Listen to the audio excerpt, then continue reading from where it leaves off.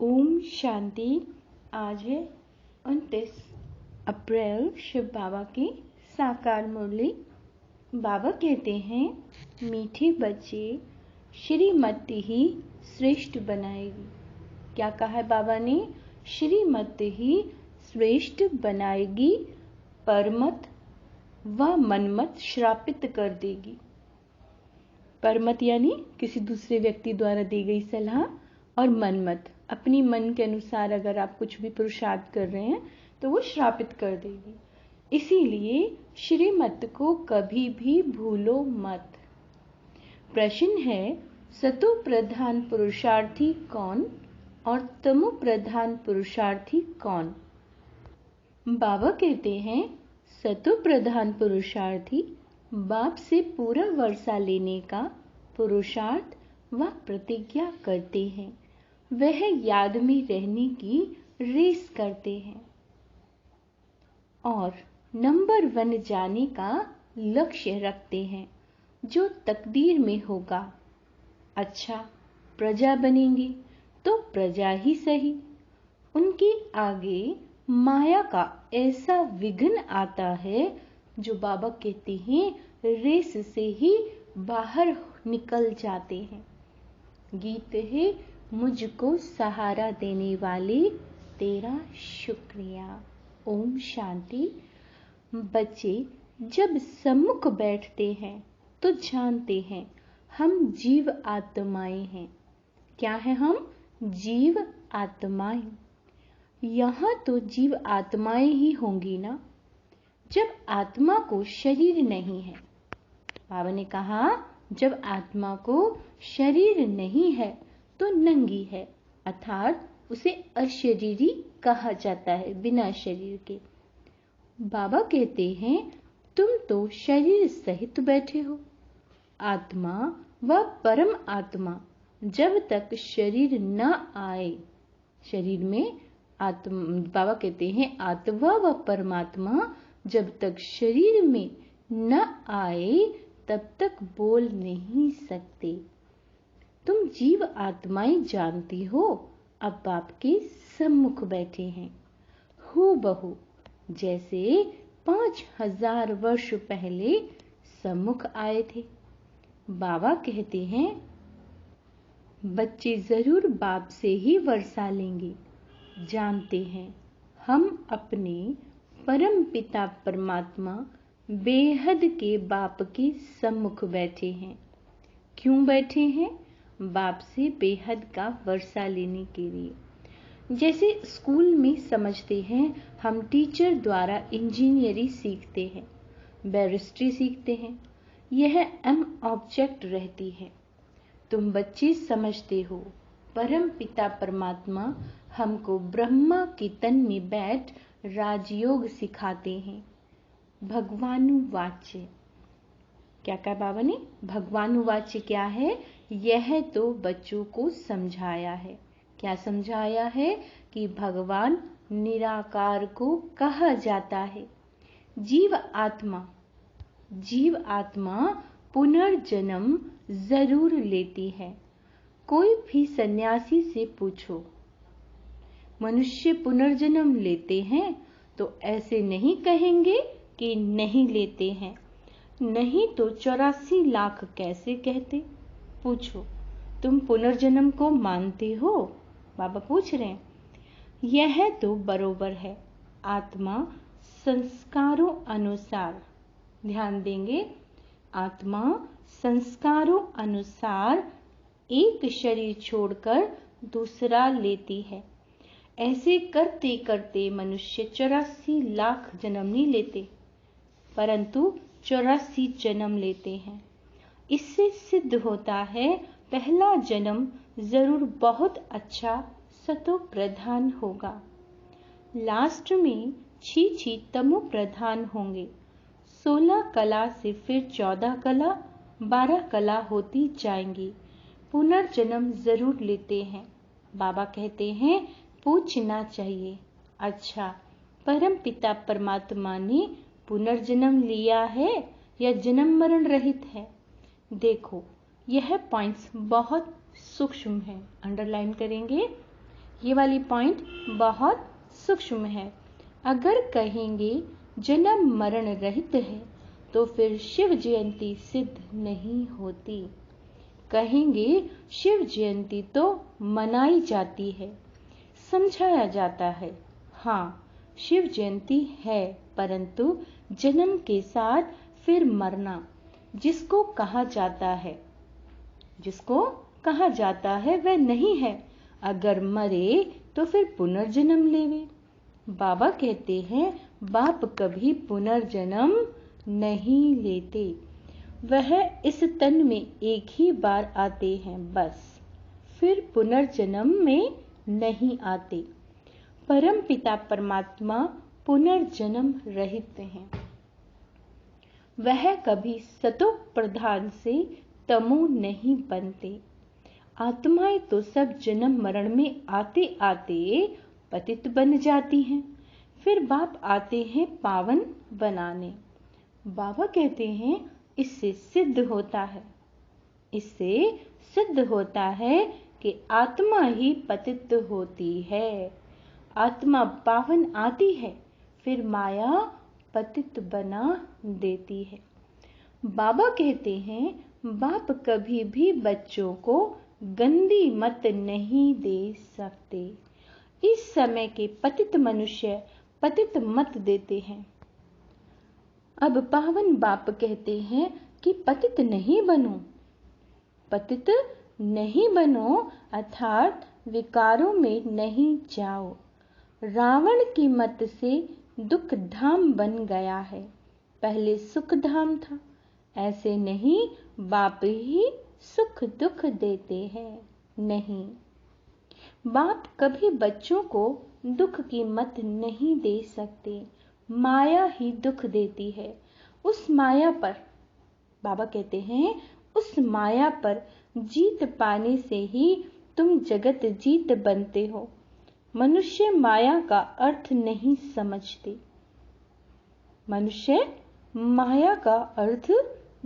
समझते। वह धन को माया कह देते हैं। कहते हैं ना, इनको माया का नशा बहुत है। क्या कहते हैं? इनको माया का नशा बहुत है। बाबा कहते हैं परंतु माया 5 विकारों को कहा जाता है। अगर 5 विकारों का नशा है तो माया एकदम खा जाती है। सतयुग त्रेता में माया का नशा होता नहीं। वहां रावण का बुत बनाकर जलाते नहीं, बुत कड़े दुश्मन का बनाया जाता है। रावण राज्य शुरू होता है, बाबा कहते हैं आधा कल्प से, देहे अहंकार आने से, फिर और विकार आ जाते हैं। शास्त्रों में कोई यह बातें नहीं है। लिखा हुआ है देवताएं वाम मार्ग में अर्थात विकारों में जाते हैं। माया के वश होने से परवश हो जाते हैं, परमत पर चलते रहते हैं। अभी तुम चलते हो श्रीमत पर। किस पर चलते हैं? श्री मत पर। परमत माना माया की मत, श्री अर्थात श्रेष्ठ मत, बाप की मत। वह है परमत रावण की मत। परमत को क्या कहा बाबा ने? रावण की मत। अगर किसी दूसरे से आप पूछकर कुछ भी पुरुषार्थ कर रहे हैं, उसकी बातों के अनुसार चल रहे हैं, तो वो है परमत। और उस मत को बाबा ने कहा है असुरी मत। इसीलिए बाप ने कहा असुरी संप्रदाय सब रावण की जंजीरों में दुखी हैं। मनुष्यों ने सतयुग की आयु लाखों वर्ष समझ ली है, तो तुम हिसाब किताब बताते हो 5000 वर्ष कैसे हैं? क्राइस्ट को 2000 वर्ष हुआ, बौद्ध को 2250 वर्ष हुआ, है ना, 2250 वर्ष। फिर इस्लामी को भी 2500 वर्ष हुए। सबको मिलाकर आधा कल्प हुआ। इनके पहले तो देवताओं का राज्य था। किससे? बौद्धि और इस्लामी से पहले देवताओं का बाबा कहते हैं राज्य था। फिर देवताओं को लाखों वर्ष कैसे कहते हैं? इतने वर्ष होते फिर तो मनुष्य बहुत हो जाते। इतने तो है नहीं। बाबा कहते हैं इतने तो है नहीं।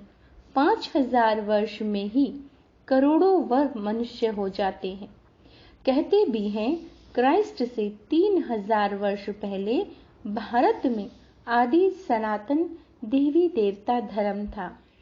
5000 वर्ष पूरे हो जाते हैं, नाटक पूरा होता है ना। इन बातों को कोई जानते नहीं। मैं जो हूँ, जैसा हूँ, यह चक्र कैसे फिरता है कोई जान न सके। बाप ही समझाते हैं। क्या समझाते हैं? यह है गीता। बाप ने आकर सहज राजयोग सिखाया था, तब उनका नाम गीता रखा। जैसे क्राइस्ट ने सिखाया, उनका नाम बाइबल रखा। यह अनादि नाम रखे हुए हैं, वह रिपीट होते हैं। बाबा बुढ़ियों को भी समझाते हैं। किसको? बूढ़ी माताओं को। वह बहुत सहज बात है। ये जो बात है, सिर्फ बाप और वर्षे को याद करो। बच्चा पैदा हुआ, गोया वारिस पैदा हुआ। तुम समझते हो हम बाबा के वारिस हैं। 5000 वर्ष बाद फिर से मिलने आए हैं। घड़ी घड़ी 5000 वर्ष ही कहेंगे। 2-3 वर्ष पीछे आने वाले भी कहेंगे हम 5000 वर्ष बाद फिर से आए हैं। बाबा कहते हैं ये बहुत ही गुह्य बात है। बाबा पूछते हैं आगे कब मिले हो? पूछ रहे हैं बाबा। कहते हैं हाँ बाबा, आत्मा इस मुख से कहती है हम 5000 वर्ष पहले आपसे मिले थे। आप इस तन द्वारा शिक्षा देने आए हो। जो पक्के पक्के बच्चे हैं समझते हैं हम बाप से बेहद का वर्षा लेने बैठे हैं। हम बेहद के बाप के बने हैं ब्रह्मा द्वारा। बाप कहते हैं मुझे पहचानते हो? मैं तुम्हारा बाप हूँ। कहेंगे हाँ बाबा। हम आत्माओं का आप परम पिता परमात्मा बाप हो। बाप ही कहते हैं तुमको हमने स्वर्ग में भेजा था, वर्षा दिया था, फिर माया ने छीन लिया, फिर अब मैं देता हूँ। बाबा कहते हैं माया वर्षा छीनती है, बाप दिलाते हैं। यह तो अनेक बार खेल हो चुका है, होता रहेगा। बाबा कहते हैं इसका अंत नहीं है। देखो क्या सी बड़ी बात बाबा बोलते हैं, इस ड्रामा का अंत नहीं है। बाप के बनते हैं, फिर कोई सगे कोई लगे। क्या कहा बाबा ने? कोई सगे और कोई लगे। कोई सौतेले हैं, कोई मातेले बनते हैं। कच्चे पक्के तो है ना, पक्कों को भी माया। क्या कहा बाबा ने? पक्कों को भी माया एकदम जीत लेती है। बच्चे कहते हैं बाबा हम जहां तक जिएंगे आपसे वर्षा लेते रहेंगे। विकर्मों का बोझ सिर पर बहुत है, तो जितना तुम याद में रहेंगी उस योग अग्नि से तुम आत्मा पाप आत्मा से पुण्य आत्मा बनती जाएंगी। किससे? योग अग्नि से क्या बन जाएंगे? पाप आत्मा से पुण्य आत्मा बन जाएंगे। बाबा कहते हैं तुम्हारी है योग अग्नि, यह है बेहद का यज्ञ। क्या है ये? बेहद का यज्ञ, जो बेहद के सेठ ने रचा है। आज बाबा क्या है? सेठ। इस समय कोई भी यज्ञ नहीं चलता। 5-7 रोज व 1 मास यज्ञ रचते हैं। बाबा कहते तुम्हारा यज्ञ तो कितने वर्षों से चला आता है। बाप सुनाते ही रहते हैं, कहते हैं भूल मत जाना, सिर्फ मुझे याद करो तो तुम्हारा जन्म जन्मांतर के विकर्मों का बोझ कटता जाएगा। कोई सन्यासी विद्वान आदि को ऐसे कहने आएगा नहीं। भगवान वाच्य मुझ बाप को याद करो, जरूर आया हुआ है तब तो कहेंगे ना। बाप कहते हैं अब तुमको वापस जाना है। तुम्हारी आत्मा इस समय बहुत पतित है। अब तुम जानते हो योग से हम पावन बनते जाएंगे। बाप कहते हैं ज्ञान अमृत पीकर पावन स्वर्ग का मालिक बनो। यह साजन तुम सब सजनियों को पावन बनाने आए हैं। कहते हैं मुझे निरंतर याद करो। तुम्हारी ही प्रतिज्ञा है कि आप जब आएंगे तो और संग तोड़ तुम संग जोड़ेंगे, तुम पर वारी जाएंगे। स्त्री पुरुष पर, पुरुष स्त्री पर बलिहार होते हैं। यहाँ है बाप पर बलिहार जाना।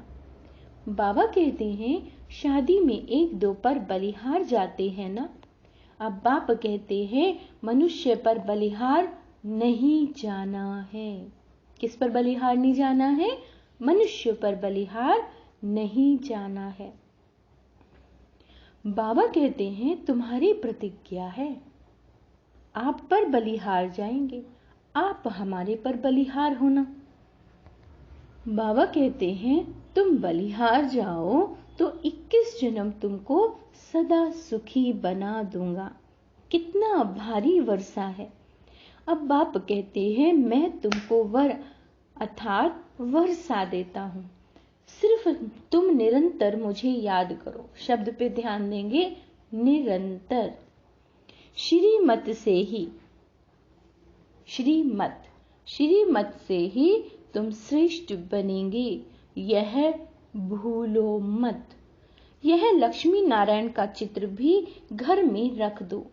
हम बाप से फिर से वर्षा ले रहे हैं।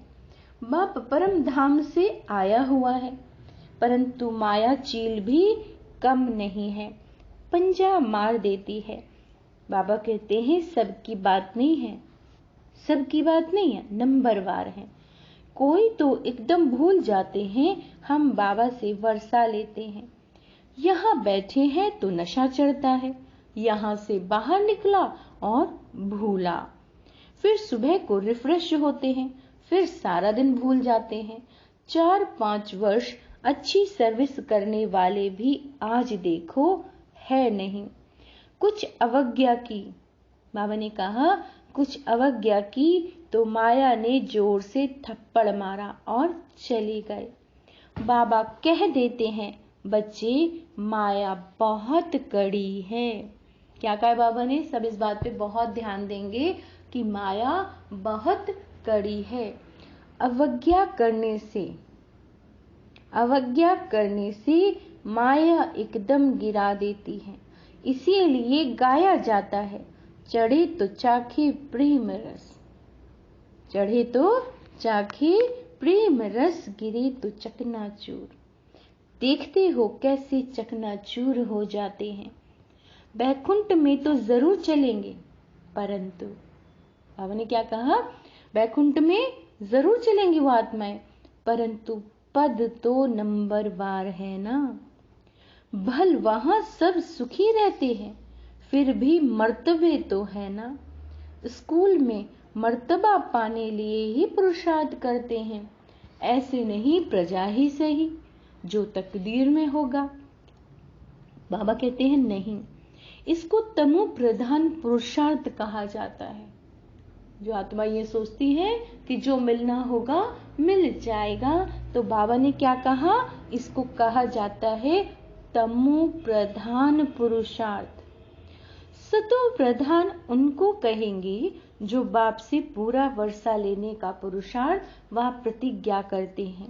बाबा कहते हैं ये घुड़ दौड़ है ना, सब नंबर 1 तो नहीं जाएंगे।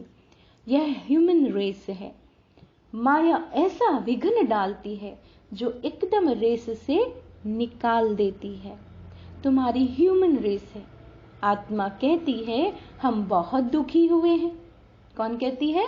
आत्मा कहती है शरीर लेते लेते बहुत तंग हुए। कहते हैं अब बाबा के पास जाएं। बाबा ने युक्तियां तो बतलाई हुई हैं। बाबा हम आपकी याद में रहेंगे, जितना टाइम निकाल सको उतना अच्छा है। बाबा कहते हैं जैसे गवर्नमेंट की सर्विस में भी 8 घंटा रहते हैं, तो इसमें भी 8 घंटा रहो।